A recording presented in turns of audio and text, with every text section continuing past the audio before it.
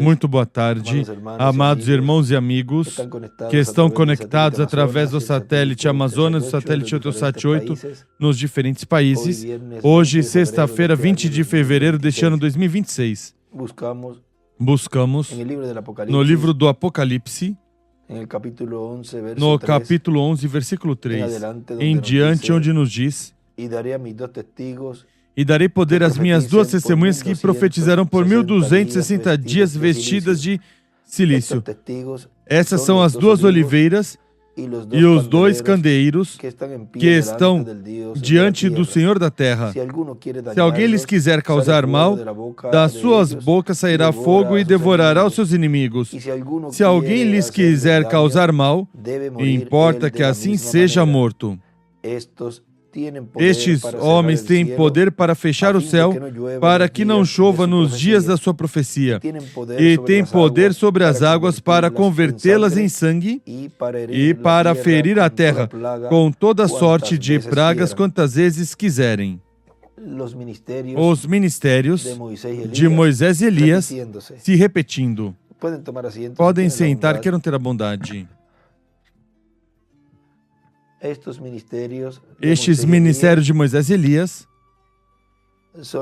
são os ministérios que estiveram ministrando, o Espírito Santo operando esses ministérios em Moisés, um mensageiro dispensacional, e em Elias, um mensageiro que o reverendo William Branham nos fala que é o mensageiro de era, ou seja, para as eras, para gentios e hebreus também.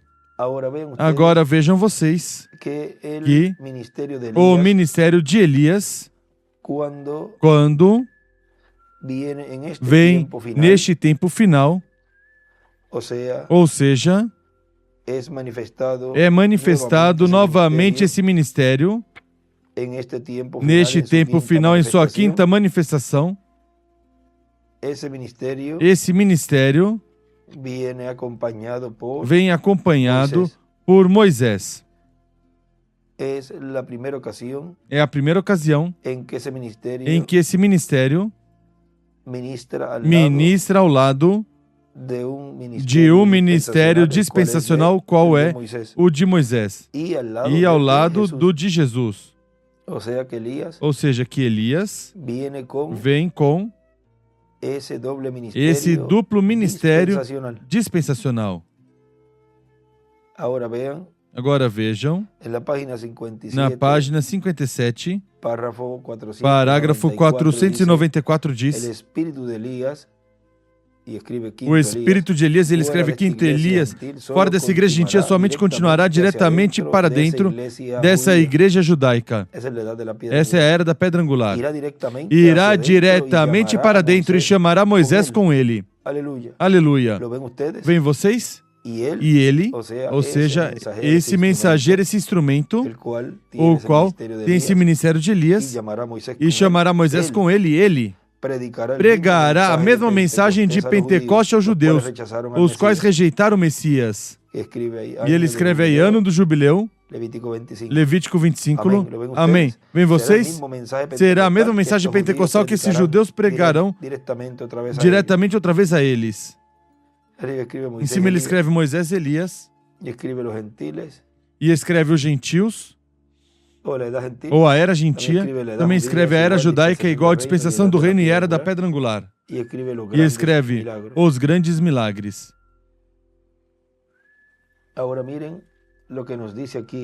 Agora vejam o que nos diz aqui nessas palavras de saudação. Em 21 de março de 2009, em Villahermosa, México, diz: em cada ocasião em que Deus enviava um mensageiro ao qual revelava a sua palavra, ele pregava essa mensagem, e com essa mensagem vinha o chamado para os escolhidos da sua era, do seu tempo, e depois levava o mensageiro, ou seja, quando terminava o ministério e a obra que esse mensageiro estava realizando, Deus o levava e levantava outro mensageiro. Essa é a forma em que Deus sempre fez em seu programa, em cada era, em cada dispensação, o qual na mensagem palavra falada é a semente original, na página 68, ali nos diz: então, na chuva tardia, verá o Monte Carmelo uma disputa. Bíblia cumprida ao pé da letra. João Batista, seu mensageiro diante de sua face, em Malaquias 3, plantou uma chuva temporã e foi rejeitado pelas igrejas, as denominações dos fariseus e os saduceus. Em seu dia, Jesus veio e teve a disputa no Monte da Transfiguração. Este precursor dos últimos dias semeará chuva temporã. Jesus será, e ele escreve com Moisés e Elias, Jesus será a disputa entre as denominações e credos. Qual é sua palavra? Ele escreve a disputa, o desafio. Quando ele vem, o desafio, o rapto da sua noiva. O primeiro foi no Monte Carmelo. O segundo foi no Monte da Transfiguração. O terceiro será no Monte de Sião. Ele escreve à esquerda, Monte da Transfiguração, Monte de Sião. A conduta de Elias, a conduta de Moisés, a conduta de João, deixando seu campo de serviço. Muitas pessoas não compreenderam. Foi porque eles e suas mensagens foram rejeitados. A semente tinha sido semeada. O juízo estava próximo. E eles eram um sinal de Deus para o povo, indicando que o juízo estava à mão. O plantio havia terminado. O plantio havia sido terminado, tinha terminado. Ele escreveu em cima, o sinal de que tudo terminou é quando um profeta deixa o campo de serviço e se vai. Agora veja, esse é o sinal de que tudo terminou nesse mensageiro, nessa obra que ele estava realizando, seja o Espírito Santo, operando por meio desse mensageiro. Quando é que termina a obra desse mensageiro? É quando Deus o leva. Quando deixa o campo de serviço e se vai. Tão simples assim. Agora continua dizendo. E os que tinham rejeitado a mensagem, porquanto não receberam o mensageiro, então receberão as pragas que viriam sobre a terra ao final desse ciclo. E depois, mais adiante, Deus enviaria outro mensageiro. Vê? Porque não fará nada, o Senhor sem que antes revele seus segredos a seus servos, seus profetas. Amós capítulo 3, versículo 7. Assim vieram pragas de doenças, como também guerras. A guerra é uma praga. E das más, porque morrem muitas pessoas. E agora, para este tempo final, virão em forma consecutiva essas pragas durante a grande tribulação, como vieram sobre Egito no tempo de Moisés. Por isso, o ministério de Moisés, que está ligado às pragas, vai se repetir. E o de Elias também está ligado aos juízos divinos, porque os profetas são o juízo divino. Moisés dava a conhecer o que Deus dizia. Em cada ocasião em que Deus ia enviar uma praga, ele falava e depois vinha. Também Elias mandou descer fogo do céu. Vejam. E por isso em Apocalipse nos diz que as duas oliveiras têm poder sobre a terra e podem mandar que venham pragas, juízos, quantas vezes eles quiserem. Agora, no caso de Elias, quando falou sobre esses que vieram a ele, esse grupo de soldados, e ele ali falou a palavra. Vejam vocês. Vamos ver aqui. Onde é que nos fala disto? Em 2 de Reis.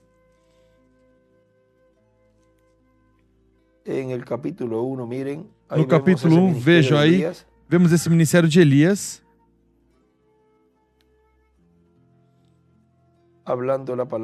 Falando a palavra.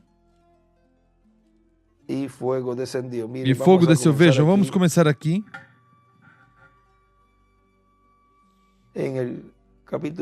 No capítulo 1.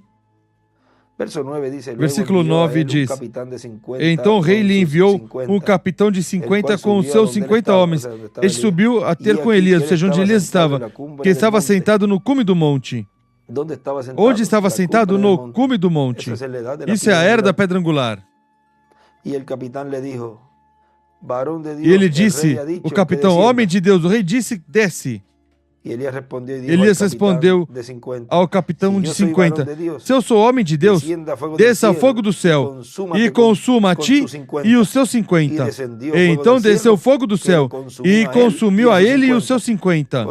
Porque vejam a falta de respeito aí que disse, ou seja, falando dessa forma ao profeta de Deus, não teve respeito com o varão de Deus. Tornou o rei a enviar-lhe outro capitão de 50 com seus 50 homens. E ele disse, homem de Deus, ou seja, que sim, o reconheciam como varão de Deus. Mas não era maneira de falar nem de se aproximar dele. Porque nele estava o Espírito de Deus e estava em Elias Tisbita. E era uma falta de respeito melhor a Deus, não o instrumento. E Deus o viu dessa forma, dessa maneira. E vejo, esse pensamento chegou para falar juízo sobre essas pessoas. Não teve misericórdia sobre essas pessoas. E ele disse, vejam mesmo, varão de Deus, o rei disse assim, como se mandasse ali o profeta, não importa que fosse rei, fosse presidente, fosse o que for, quem seja, não importava a posição terrena que tivesse. Não era a maneira de falar assim, ou mandar alguém para que falasse assim ao profeta de Deus. Varão de Deus, o rei disse assim, desce depressa, que é isso? Mandando nele. Deus não se move por nenhum mandato humano. Deus move conforme a sua obra através desse mensageiro. E esse mensageiro não faz nada se não é dada a ordem da parte de Deus para que ele faça a obra da qual e pela qual foi enviado esse mensageiro. E respondeu Elias ao capitão, se eu sou homem de Deus, desça fogo do céu e consuma a ti e os seus 50. Então desceu fogo do céu e consumiu a ele e aos seus 50. Tornou o rei a enviar a terceira vez outro capitão de 50 com seus 50 homens. Este terceiro capitão de 50 subiu e pôs-se de joelho diante de Elias e suplicou-lhe, dizendo, agora vai, com respeito, com reverência.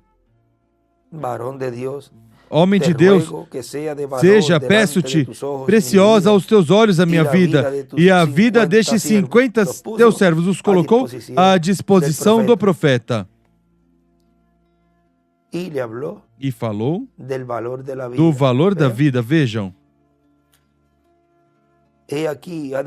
Desceu fogo do céu e consumiu aqueles dois primeiros capitães de 50, com seus 50 homens. Mas agora seja preciosa aos teus olhos a minha vida. Que Deus sempre tenha em estima a vida de cada um de nós. E que Ele veja nosso amor para com a vida, para o valor da vida. Qual é o maior que Deus deu a um ser humano? A vida. Como diz o irmão Branham. Nessa ocasião, quando ele colocou ali numa varanda e disse, aí está Gabriel, vou perguntar, vamos ver, perguntando, Gabriel, o que é o maior que Deus criou? E vemos Gabriel dizer, o maior que Deus criou é a vida, ou seja, a vida eterna, vem? Esse é o valor que cada filho de Deus deve dar à vida. Você nunca, mas nunca busque sair desse milagre tão grande que Deus te deu, que é a vida. O estar vivo, poder louvar seu nome, glorificar seu nome, exaltar seu nome. E dar graças a Deus porque te colocou viver neste tempo tão maravilhoso. O tempo onde Deus te dará um corpo eterno e glorificado. Sabe o que significa isso? Aí quando você vê esse valor da vida, na verdadeira, vamos dizer que quando alguém nasce, quando a pessoa nasce, vejam, a pessoa começa com lutas, porque quantos espermatozoides vão por aí para poder entrar e fecundar? E que você seja um que venceu desde que esteve ali para ser concebido, ou seja, já aí nada mais. Aí você vê que verdadeiramente tudo é por predestinação. E então, quando a pessoa vê isso, a pessoa diz: eu sou um predestinado, um eleito de Deus, o primogênito de Deus. Consequentemente, tenho que lutar para permanecer vivo. Primeiramente, recebendo maná, o alimento espiritual que é o maior. Depois, alimentar-me bem para me manter forte, me manter vivo, saudável, vê? E aí a pessoa dá o valor real da vida. Agora vejam aqui, ele continua dizendo: seja estimada a minha vida agora perante teus olhos. Disse o anjo do Senhor a Elias: desce com ele, não temas dele, não o temas. Ele levantou-se e desceu com ele ao rei. Agora, mesmo assim, o profeta tinha que esperar pela orientação divina. E aí disse: agora sim, agora pode ir. Ou seja, vê, vai com ele. Aí pode confiar nele plenamente. Ou seja, que Deus mostra também aos seus profetas em quem deve confiar. E o alerta: se cuida deste, se cuida deste outro, tome cuidado com este, não se descuide deste outro, mantenha-se este assim, e assim vai, guiando o seu profeta para que se cuide daqueles traidores e que aos que são de confiar mostra, neste podes confiar. Agora, recordem que Jesus sabia desde o princípio quem o iria entregar. Ele sabia, ele conhecia. Agora vejam, na página 362 do livro dos selos, 361 embaixo, aí nos mostra isso que ele vem nos dizendo aí, que essas duas oliveiras têm poder sobre a terra e que pode mandar pragas. Vejam vocês aqui. Ou seja, os juízos divinos, quantas vezes eles quiserem, diz. Sabemos que o fogo do capítulo 19 de Apocalipse vem de Cristo. Uma espada sai da sua boca, a qual é a palavra, correto? Agora está falando aqui de Apocalipse 19, que é a vinda do cavaleiro do cavalo branco, a vinda do Senhor. Correto. Ó irmão, obtenha o conhecimento dessas coisas para a abertura do sétimo selo amanhã. Com a espada, Deus devora os seus inimigos. Agora note nisto. Quando estes dois profetas estão profetizando, qualquer homem, se qualquer homem causar dano, então fogo sai da sua boca, o fogo do Espírito Santo. A palavra é Deus. A palavra é fogo, ou seja, qualquer um dirá: mas se não veio fogo e não caiu nada de juízo sobre mim? Porque vejam, Elias falou ali, palavra e fogo, ali fogo e os consumiu, ou seja, os eliminou. Mas agora vejam vocês que esse fogo é o Espírito Santo saindo pela boca desse mensageiro, e o fogo é a palavra. E quando a palavra é falada sobre todo aquele que é sem respeito e que não honra a vida, nem o que Deus está realizando, já essa maldição, esse juízo divino foi falado. O juízo virá mais adiante. Ou seja, que isso já está determinado. E não há quem tire esse juízo dessa pessoa. A palavra é espírito, a qual procede das suas bocas.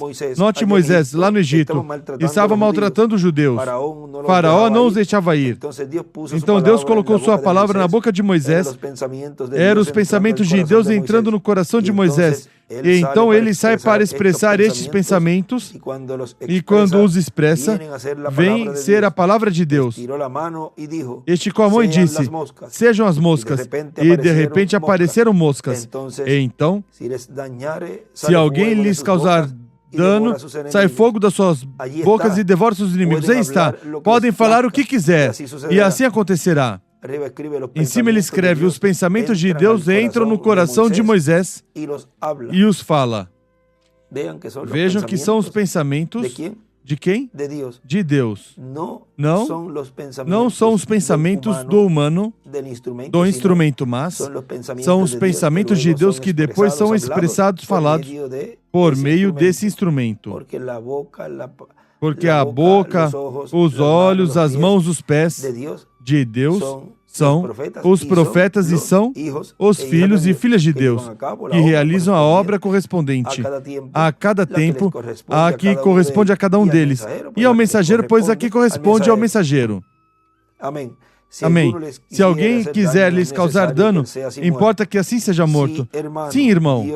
Deus estará em cena então. Eles terão o poder para fechar os céus para que não chova durante o tempo da sua profecia, o ministério de Elias. Ele sabe como fazer isso, porque o fez antes. Amém. Moisés também sabe como fazê-lo, porque o fez antes. Por essa razão, estes dois foram reservados para este tempo. Amém. Aqui eu poderia dizer algo muito tremendo, mas eu creio que seria melhor deixá-lo para amanhã. E no outro dia era a pregação do sétimo selo. E terão poder sobre as águas para convertê-las em sangue. E também tem poder para ferir a terra com as pragas quantas vezes quiserem. O que é? E outra coisa fora da palavra pode produzir essas coisas? Eles poderão fazer que a natureza faça o que eles quiserem. Agora recordem, quando falamos da natureza, como filhos e filhas de Deus, como eles, os escolhidos de Deus neste tempo, farão as coisas que têm que fazer, ou seja, obedecerão. Esses ministérios, eles como natureza, para estar em pé diante do Filho do Homem e receber essa fé de rapto, para em breve eles serem transformados. É a natureza primeiro como indivíduo. Vejam, continua dizendo, aqui está. Eles são os que produzem este sexto selo. O descobrem e o abrem. O descobrem e o abrem. É o poder de Deus para interromper a natureza. O sexto selo é totalmente uma interrupção. Uma interrupção da natureza.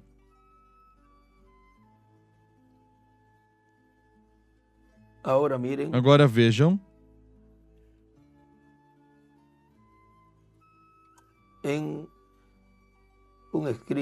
Num escrito, ele escreve ali. Vamos ver um pouquinho mais adiante que ele escreve no estudo que colocaram este extrato. E ele escreve aí em cima. Vamos ver, creio que mais adiante. Diz. Vamos continuar aqui até chegar a esse momento. Porque onde diz escandalize. Vamos continuar. Me entende? Aí está o selo. Quem o faz são os profetas do outro lado do rapto. Eles, com poder e a palavra de Deus, condenarão a natureza. Poderão produzir terremotos, converter a lua em sangue, ou fazer descer o sol, enfim, qualquer coisa que eles demandarem, isso vai acontecer. Amém. Aí o tem. Vem como os selos se abrem juntamente com as eras da igreja, e como mostra os mártires. E agora vemos os dois profetas em pé ali, com a palavra de Deus para fazer com a natureza o que quiserem. E até podem sacudir a terra. Mostra exatamente quem faz isso. São Moisés e Elias, porque esses são seus ministérios se repetindo. À esquerda ele escreve Moisés e Elias. Podem ver? Podem ver o que é o sexto selo? São esses dois profetas. Agora note bem, e não deixe que isso os escandalize. Aqui é que começa o extrato que nos colocaram aí.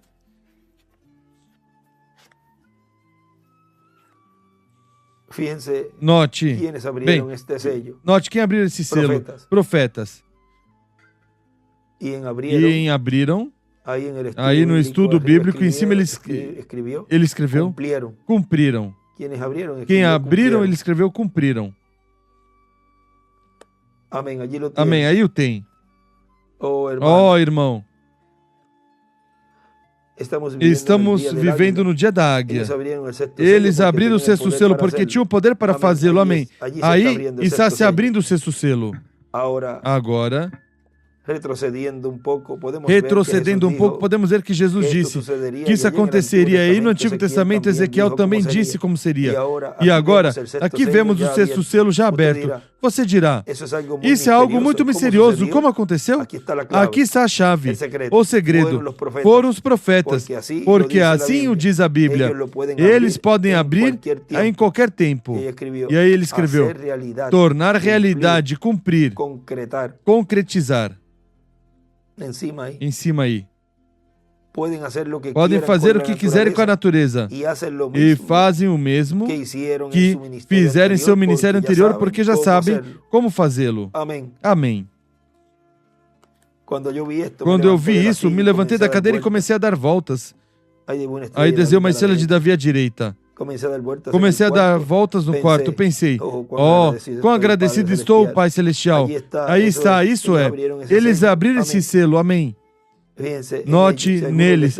Se alguém lhes causar dano, fogo sai da sua boca. A palavra. O Espírito Santo veio sobre os apóstolos e também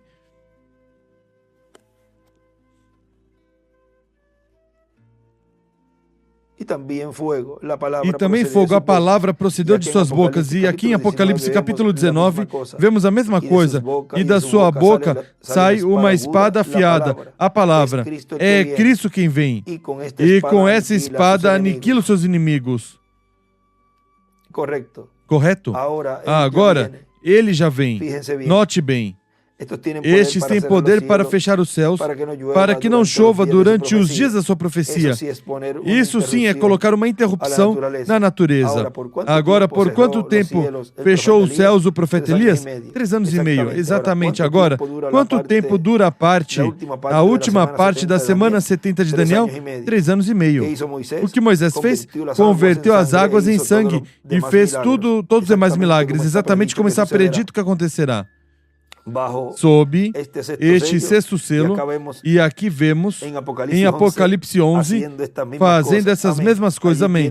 Aí tem 3 diferentes lugares como as escrituras unem a coisa completamente. Isso é a abertura do sexto selo. Agora vejam como estes ministérios voltam a se repetir neste tempo final e o que eles fariam. Agora continua dizendo aqui na mensagem. Umas palavras de saudação. Apocalipse capítulo 11 nos mostra as 2 oliveiras, como também Zacarias, capítulo 4, versículo 1 ao 14. E porquanto Deus estará tratando durante a dispensação da graça com a igreja do novo pacto, do Novo Testamento, tem que surgir do meio do cristianismo, para depois poder trazer sua mensagem no tempo final. De onde é que surgem esses ministérios de Moisés e Elias? Do meio do cristianismo. Durante a dispensação da graça, ao final, vejam vocês, esse ministério, esse instrumento, estaria no meio da igreja e depois, ao final da dispensação da graça, esse ministério já está nesse instrumento, começando de uma forma progressiva esse ministério. Ou seja, de uma forma onde ia estar sendo vista essa obra que estaria realizando esse ministério primeiramente no meio da igreja e depois no meio do povo hebreu. E os judeus verão isso que estará acontecendo. Se verão, pois tem que estar esses ministérios operando, operados pelo Espírito Santo no meio da sua igreja, nesse instrumento. Não podem ver algo que não está, que já Deus o levou, ou seja, um mensageiro passado. eles o verão no meio da igreja, ou seja, tem que ser um mensageiro que seja vivo no meio da igreja. Tão simples assim. E o ministério de Cristo, pois no meio do cristianismo, no meio da igreja, onde ele, em Espírito Santo, esteve todo o tempo. E agora, em que parte da igreja aparecerá o ministério das duas oliveiras? As duas oliveiras não aparecerão nem na primeira, segunda, terceira, quarta, quinta, sexta ou sétima era. Ou seja, o ministério de Elias, pela quinta ocasião, não aparecerá em eras passadas. Apareceu em sua quarta manifestação na sétima era, mas em sua quinta manifestação aparecerá na era da pedra angular. E o de Moisés também. E o de Jesus também. Onde aparecerão? Em uma era de pedra angular. E em uma dispensação à parte diferente, ou seja, na que segue a dispensação da graça, que é a dispensação do reino. Por isso, a etapa ou edad de pedra angular, por isso, a etapa ou era de pedra angular, que é eterna, terá grandes bênçãos, Deus, para manifestar nessa etapa a sua igreja, que estará vivendo neste tempo final.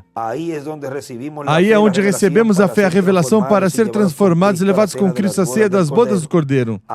Aí é onde recebemos a revelação do sétimo selo, que nos dá a fé para ser transformados e raptados. Onde?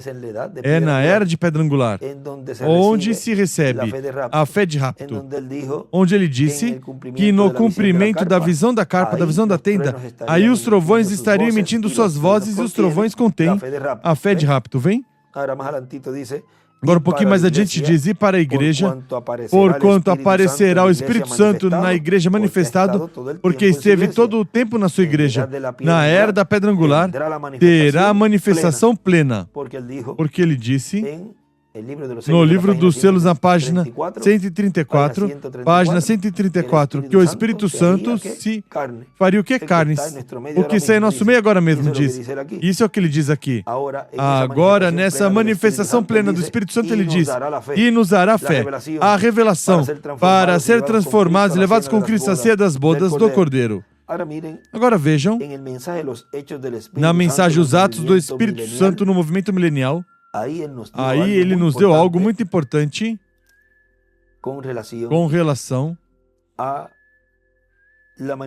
manifestação do Espírito Santo em carne humana, e também em cada escolhido, vejam, diz, isso foi em 24 de novembro de 91, Monterrey, México, diz, na dispensação do reino, sendo a dispensação do Espírito Santo, é a dispensação onde todo escolhido tem a promessa de receber seu corpo teofânico.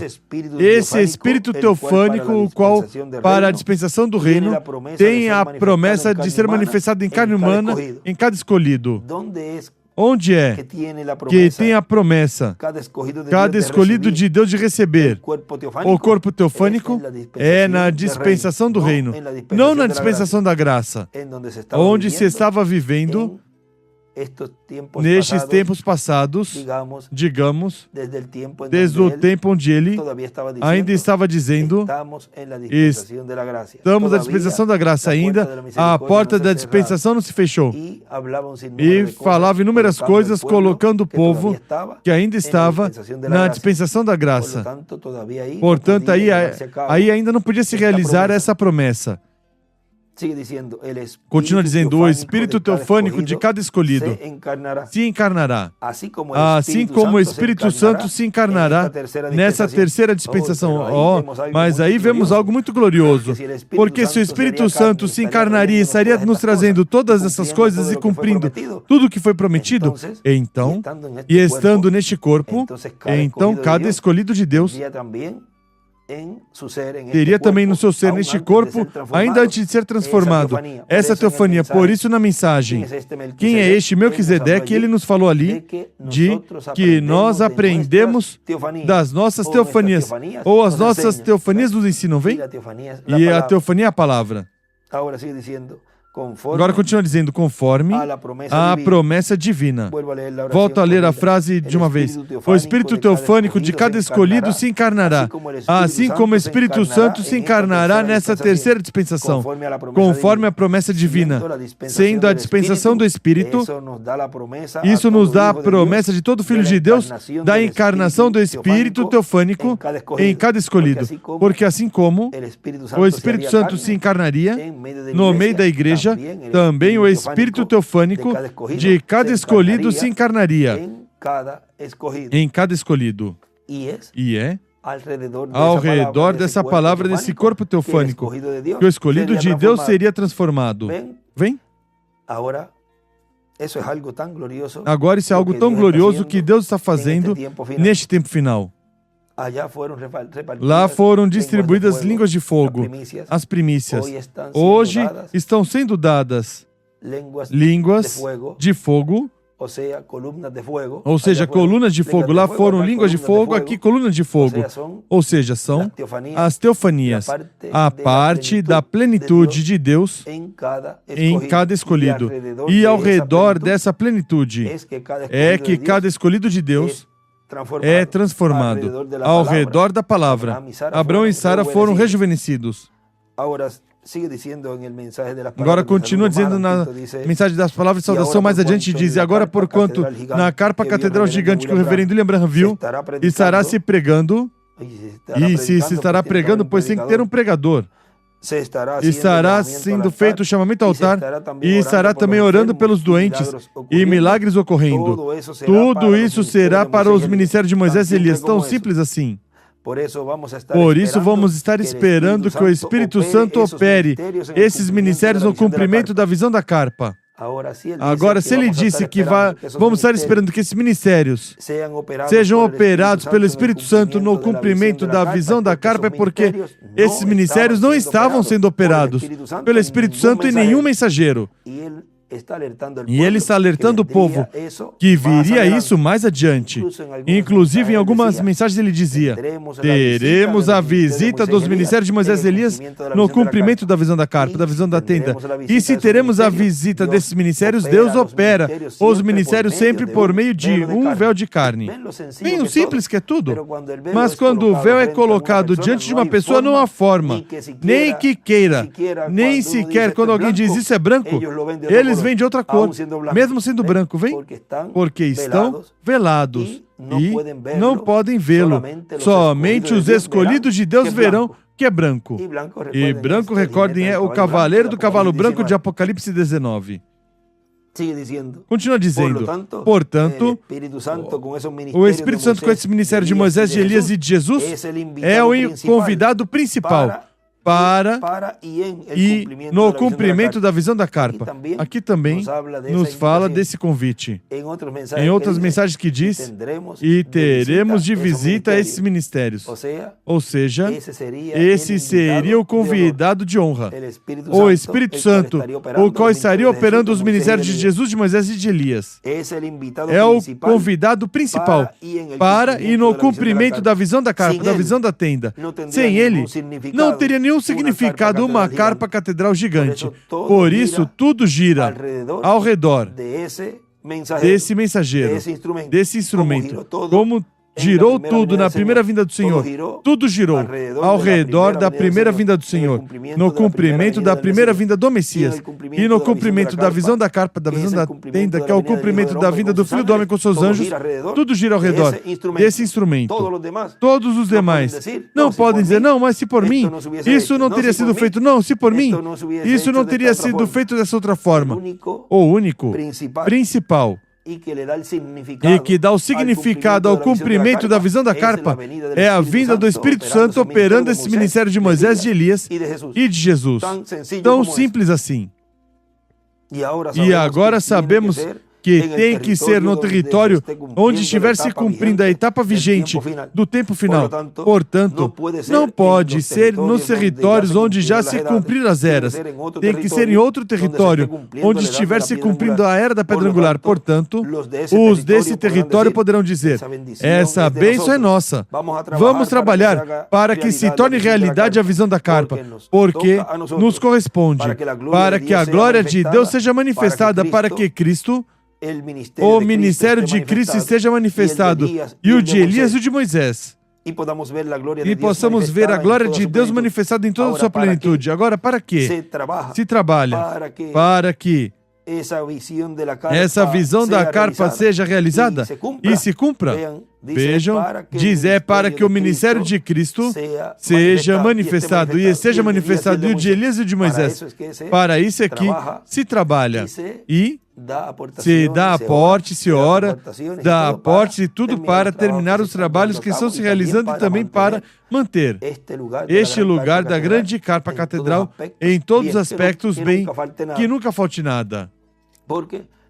Porque Deus cumpriu sua palavra. Ele manifestou já esses ministérios e está no meio da igreja realizando o que ele prometeu, primeiro no meio da igreja e depois no meio do povo hebreu, o qual já se está vendo o entrelace com o povo hebreu.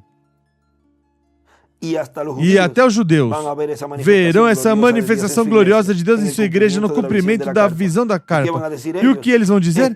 Este é quem nós estávamos esperando. Estamos esperando. Verão o Deus de Abraão, de Isaac e de Jacó, manifestando-se no cumprimento da visão da carpa. Portanto, eles vão dizer que isso é o que eles estão esperando. Consequentemente, vão crer. Tão simples assim. Mas, diz o reverendo William Branham, mas ele não vem por eles, ele vem pela sua igreja, porque a sua igreja está a ponto de ser raptada. No livro de citações, na página 22, no parágrafo 176, aí ele nos disse: e aí são essas duas testemunhas, quando eles atormentarem o mundo com suas pregações e reunirem outra vez os judeus, trazendo-os ao arrependimento, trazendo-os outra vez a que creiam, trazendo-os ao arrependimento. Esse é o cumprimento da festa da expiação, que vem depois da festa das trombetas. Quando virem Jesus Cristo vindo pela noiva, por que verão Jesus Cristo vindo pela noiva? Porque nesse mensageiro estaria o Espírito Santo operando o ministério de Jesus. Eles dirão: vede, este é o Deus a quem esperávamos. Este é ele. Mas ele não vem por eles, vem pela sua noiva. E a sua noiva, quando José foi ao Egito, ele não levou seus irmãos com ele, mas ele tinha sua noiva ali. Quando se deu a conhecer a seus irmãos, não havia ninguém presente. E está exatamente bem. E quando ele mesmo se der a conhecer a esses judeus, não vai ter ninguém ali, somente os judeus. Já a dispensação da graça terá terminado e já entra nessa era judaica. Somente judeus, vem? Aí são esses que mataram José em pé ali e disseram: bom, eu sou José. E disse: bom, eu sou José. Aí o sublinha e o circula: vosso irmão. E chorou e disseram: agora sabemos que estamos expostos a ele. Porque o matamos. A mesma coisa com esses judeus, vão ter o grande tempo de batalha antes da vinda, agora da perseguição, correndo outra vez à pátria natal. Agora recordem que ele ali nos disse também na página, parágrafo 519, parágrafo 519, página 59, parágrafo 519, aí numa partezinha, um ponto, assim que o seu ministério foi acabado, ou seja, do precursor, o Messias se apresentou ele mesmo. Assim como essa grande pessoa que virá nos últimos dias acabará seu ministério, o Messias se apresentará a ele mesmo. E ele escreve: o ungido.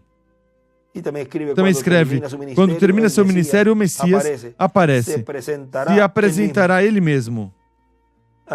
Em cima ele escreve: o Messias virá. Se coloca na brecha o profeta, igual o sinal. Agora vejam, é o que aqui tinha nos dito, que ele se apresentaria e diria: Bom, eu sou José. Bom, se apresentou. Continua dizendo na página 22 do parágrafo 176. Os leva a eles como um montão de ovelhas outra vez ao Monte Carmelo lá. Ou novamente, ou seja, ao desafio. Quando o Senhor Jesus Cristo vier pela sua noiva e eles o virem, eles dirão: esse é quem esperamos. Aí está ele. Ele se levantará com cura em suas asas, ou seja, os ministérios de Moisés e Elias, trazendo saúde, cura espiritual a eles. Porque depois eles, vejam, dão sua vida na grande tribulação, mas depois, no milênio, eles ressuscitarão depois da grande tribulação. São dadas vestimentas brancas, são dadas teofanias, pela palavra que sai da sua boca. Vejam, para eles, a palavra, que é o fogo do Espírito Santo, é para criar suas teofanias, para os que são contra a palavra que sai, que é fogo consumidor. Vejam, não é para bênção, não é para criar teofanias, nem para cura, mas para destruição. Por isso é que a mesma boca fala bênção para uns e maldição para outros. Ele disse na mensagem, a segunda vinda do Senhor, em sua vinda abençoará uns e amaldiçoará outros. Agora, continua dizendo aqui nessa mensagem, palavra de saudação, ou seja, que isso é para o tempo em que a igreja do Senhor Jesus Cristo já estiver para ser raptada, ou seja, estiver a ponto de ser raptada. E, como ele vem pela sua igreja para dar a fé de rapto, vejam, é esse ministério, o qual o Espírito Santo estaria operando, o ministério de Jesus, de Moisés e de Elias, por meio desse instrumento. O tempo chegou e então necessita a fé para ser transformada. E isso vai ser dado pela voz de Cristo, anjo forte, o Espírito Santo que desce do céu em Apocalipse 10. Vai ser dado por quem? Por esse anjo forte. E estará nos falando e nos revelando, nos abrindo o sétimo selo, nos abrindo o mistério da sua vinda, pelo qual houve silêncio no céu como por meia hora, em Apocalipse capítulo 8, versículo 1 em diante, o qual será revelado à igreja do Senhor na era vigente no corpo místico de Cristo, que é a era da pedra angular. Ele em 2009 nos disse que ainda a meia hora não tinha começado. A meia hora, quando começaria, seria quando na terra se estivesse manifestando o sétimo selo, o anjo que era diferente dos demais. Agora na página 57 do livro dos selos, em espanhol, ele está lendo de Apocalipse capítulo 5, versículo 1 ao 7, e essa última parte aí, dessa escritura, e ele veio e tomou o livro da mão direita daquele que estava sentado no trono. E ele disse, este livro selado com 7 selos é revelado no tempo dos 7 trovões de Apocalipse 10. Demos leitura ali também para ter um melhor entendimento antes de entrar mais profundamente. Agora, isso já é o tempo do fim, porque diz assim, e vi outro anjo forte descendo do céu vestido de uma nuvem, e o arco-íris sobre sua cabeça. Agora, se você notar bem, notará que essa pessoa é Cristo. É o Senhor em sua segunda vinda, operando os ministérios de Moisés, de Elias e o de Jesus. Não é Jesus em seu corpo glorificado. É o ministério de Jesus nesse véu de carne, em um redimido por Ele. Porque ainda no Antigo Testamento ele foi chamado anjo do pacto. E ele agora vem diretamente aos judeus, porque a igreja chegou ao seu fim. Bem, agora continuando. E o seu rosto era como o sol e os seus pés como coluna de fogo. Recorda o anjo de Apocalipse capítulo 1?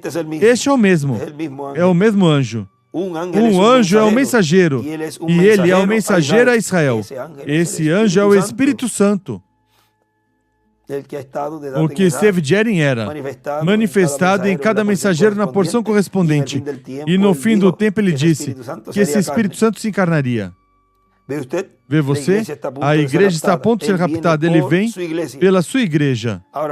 Agora note bem, ele tinha em sua mão um livrinho aberto. Esse livrinho aberto é o que foi dado a esse mensageiro para que profetize sobre muitos povos, nações, línguas e reis.